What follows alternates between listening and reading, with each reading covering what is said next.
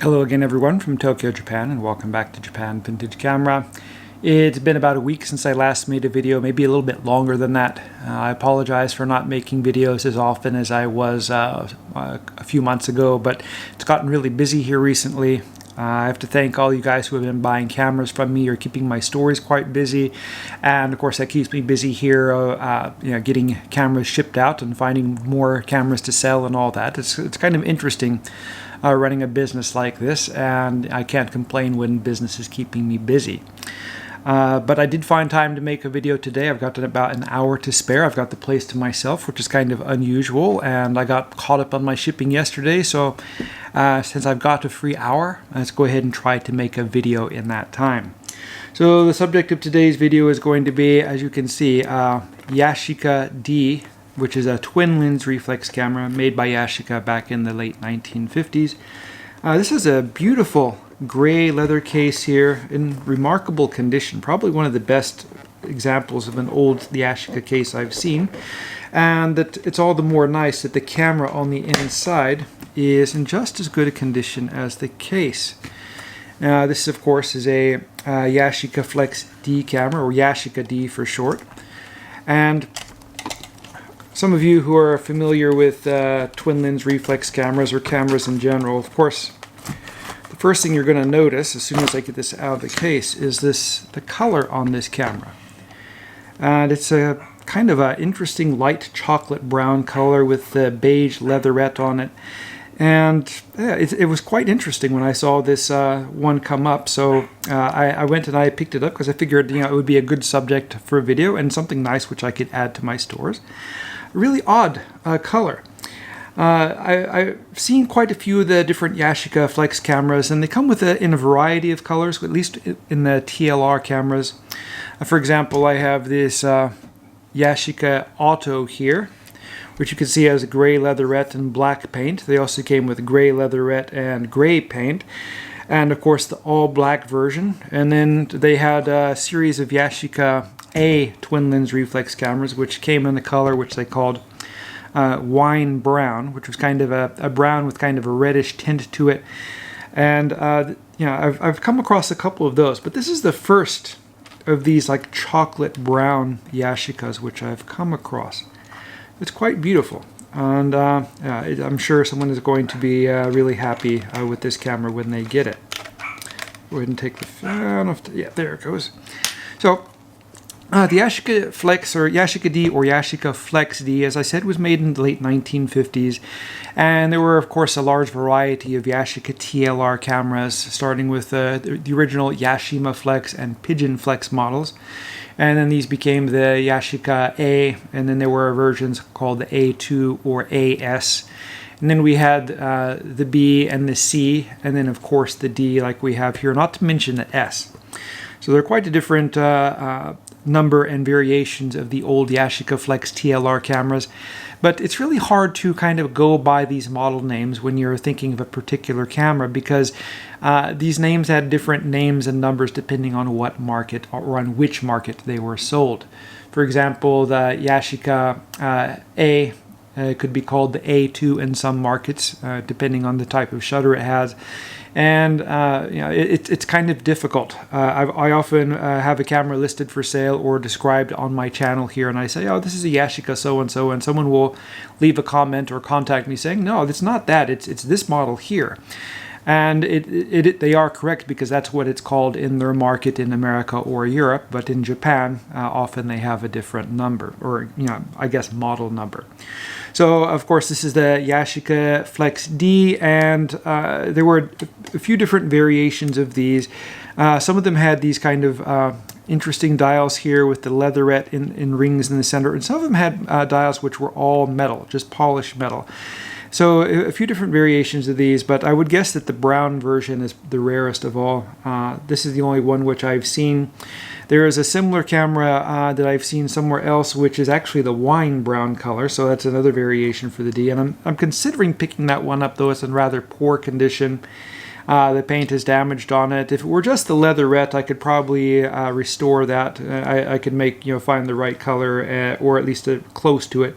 But replacing the damaged paint is kind of a difficult thing. Yeah, it's hard to make it match, and but I was lucky enough to get this one in good condition.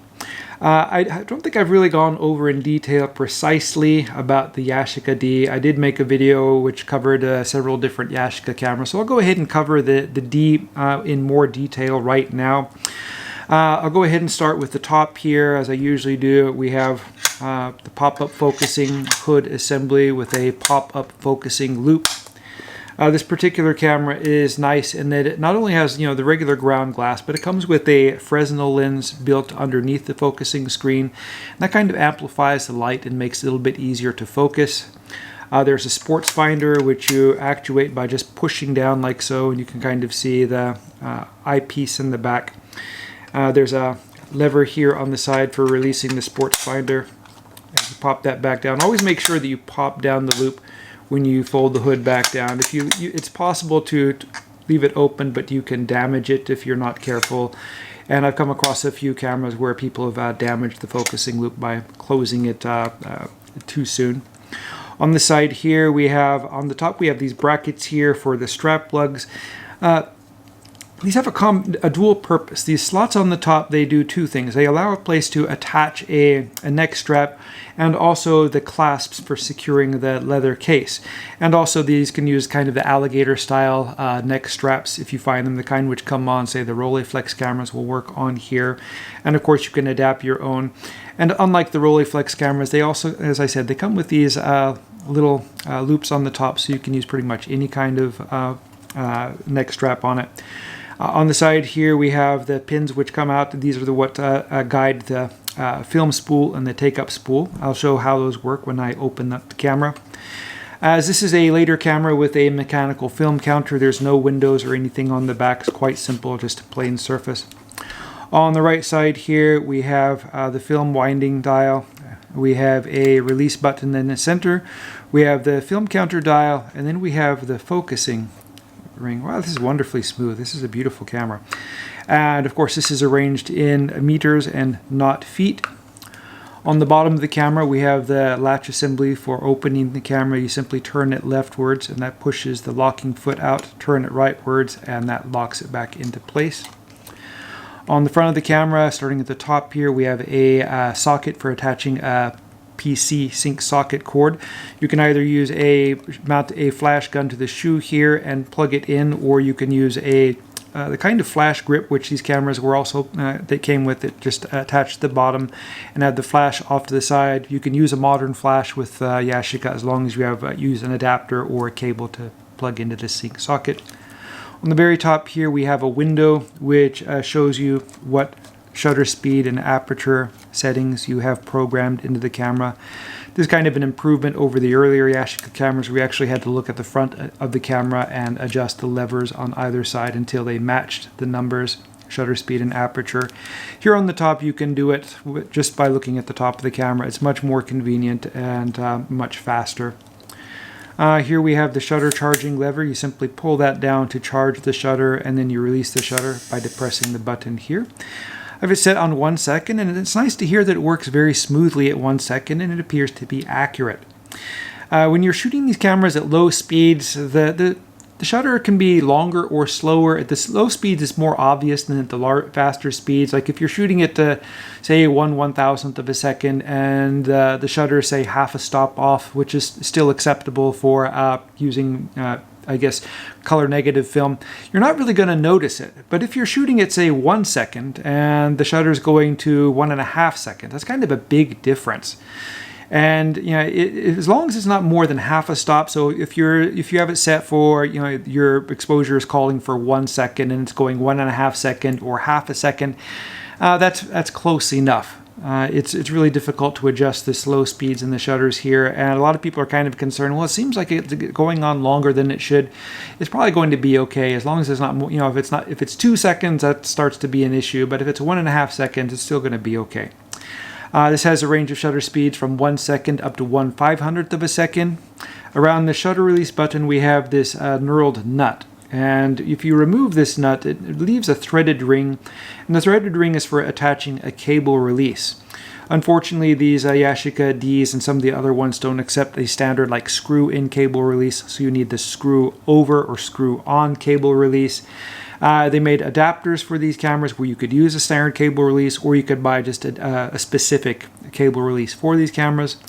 Unfortunately, the cable releases are a little bit hard to find. You would think that medium format cameras, people would keep a hold of these shutter releases, but these twin lens style medium format cameras, people usually shoot handheld, and they don't really have much need of the cable release. So the focusing is quite simple. The operation of the camera is quite simple. Let's go ahead and take a look at the inside first before I go on any further. I'll go ahead and open the door here.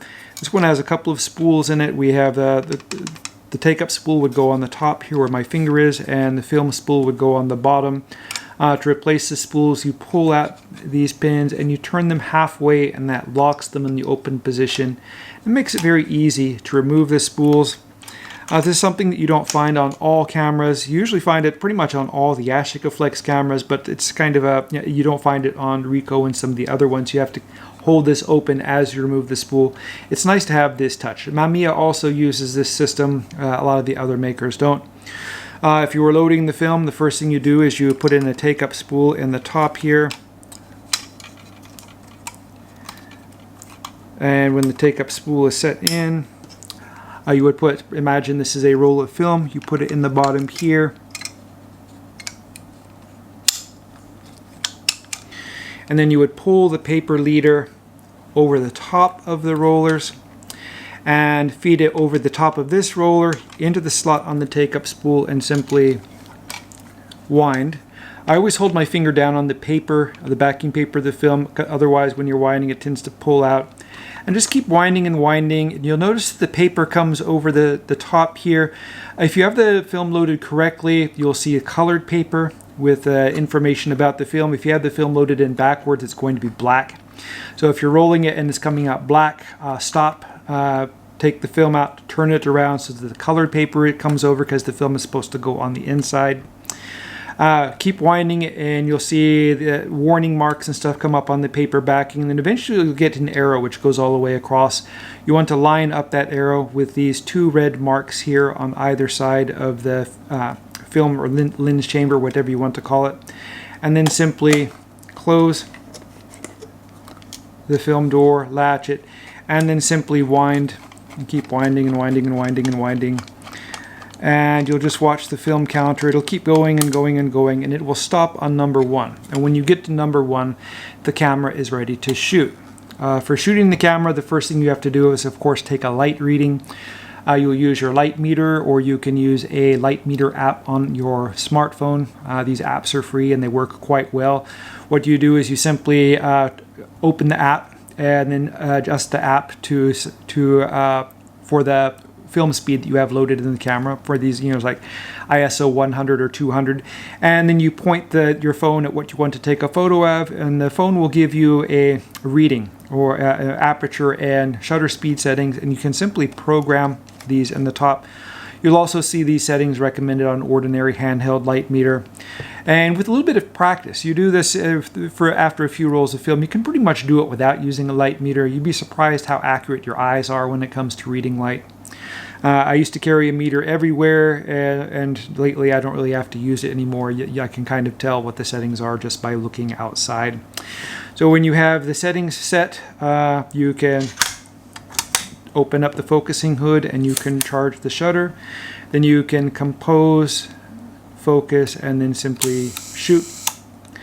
And when you're ready to wind to the next frame, push the button in the center here. That unlocks the winding mechanism. Turn it to number 2 or 3 or whatever it's going, whatever the next number is, and the camera is ready to take another photograph. So quite simple. What I really love about twin lens reflex cameras, first, they have a cool design. I really like the TLR design. It looks like a serious piece of photographic equipment. I love the quality of the lenses in these cameras. They take incredibly sharp, detailed photographs with wonderful resolution. I love the medium format. In the 6x6 centimeter, the square format is really good, and you can get a lot of information out of medium format film, an incredible amount of resolution. Most places can still develop 120 roll film. Pretty much any place that does film. Next to 35 millimeter is the next most popular format, and it's kind of taken off in popularity again recently over the past couple of years. There's been a pretty good demand for medium format film, so you can still find it from sources like Kodak or Fuji or Ilford or even other places.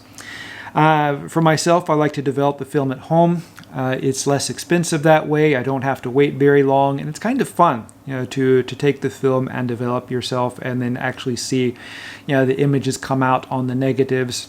And I scan film at home using an Epson flatbed scanner, and I really like the results which I get.